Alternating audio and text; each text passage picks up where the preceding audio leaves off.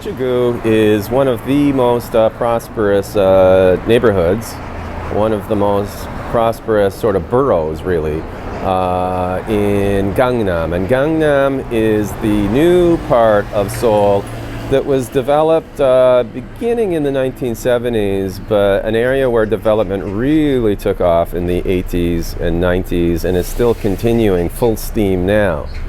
In this neighborhood, which was farmland previously, for the most part, one finds housing development after housing development. In fact, the pace of construction is so intense that there are buildings here now which are going through their second generation or even their third generation. In other words, you have buildings that are no more than 30 years old that are being torn down and replaced by new buildings.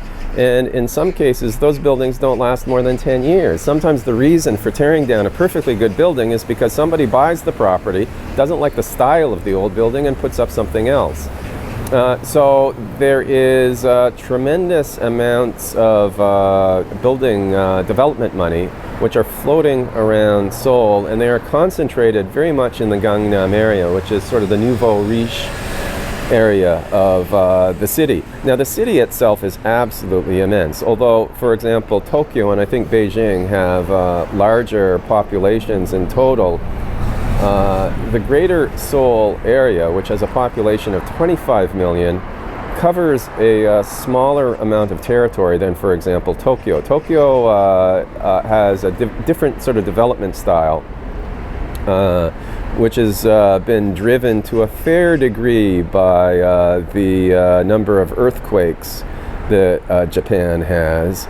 Therefore, there are many more low-scale, low-rise houses. But the Japanese also seem to prefer personal, detached housing, and one finds this throughout the nation. The houses are very closely packed together, but Japanese do like that style of living. Koreans have enjoyed that style of living as well in Gangnam, but the development pressures have been so extraordinary that these older detached houses are the ones that are often bought out, torn down, and replaced by apartment blocks that go as high as the local zoning regulations allow, sometimes a little bit higher if somebody's palm is greased. In any case, the sheer degree of population density that exists in the greater Seoul area is absolutely stunning. One can take a subway train, which sort of morphs partway along the rail line into an intercity train, as far as, for example, Paju, which is the city publishing industry is located, that is closest to the DMZ. Seoul itself is something like 50 kilometers from the DMZ. Paju is much closer.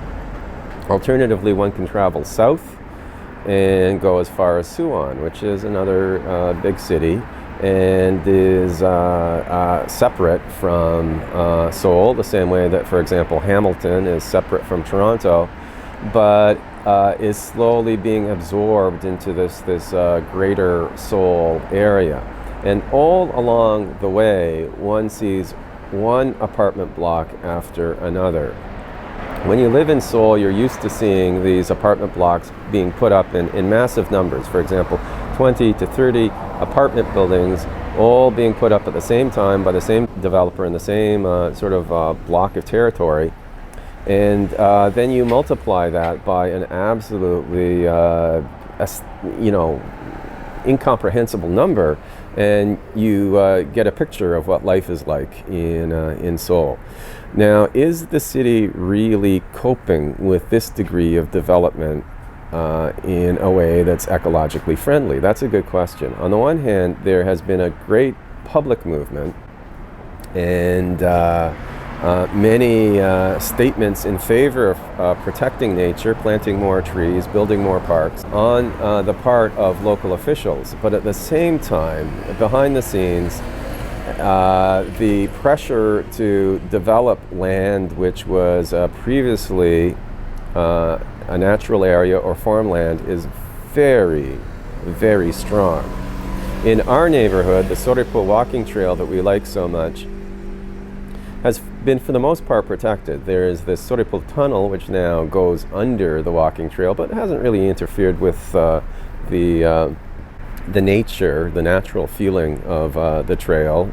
And now there is a building project that Sugi and I don't really care for that much, which is installing an elevated boardwalk that goes up from the territory where you can enter the Sorepo walking park to another area of land that is being recovered as parkland. It used to be an army base, a very small army base.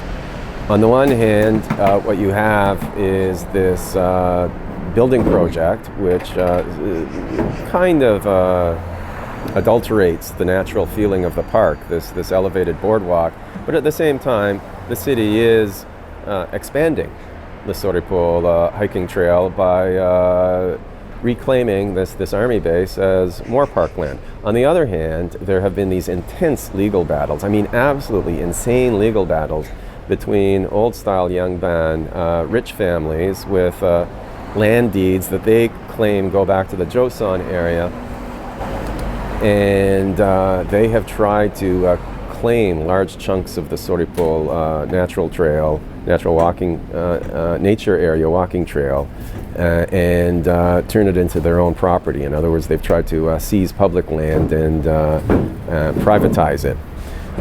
What happened there was that in one case, one family that was particularly aggressive and was putting barbed wire along the walking trail and so forth, and claiming that people couldn't walk anywhere on the walking trail, they lost their struggle. On the other hand, another family that approached their conflict with the city in a more legalistic fashion succeeded, and it managed to chew off a bit of the nature reserve, fence it off, and nothing is happening there. It's like an isolated area, sort of mini DMZ. People can't walk there.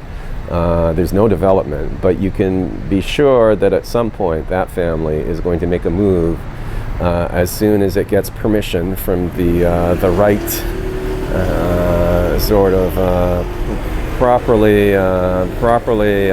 groomed city official to build. You can be sure that that family will put up a little apartment block. That's how it works here.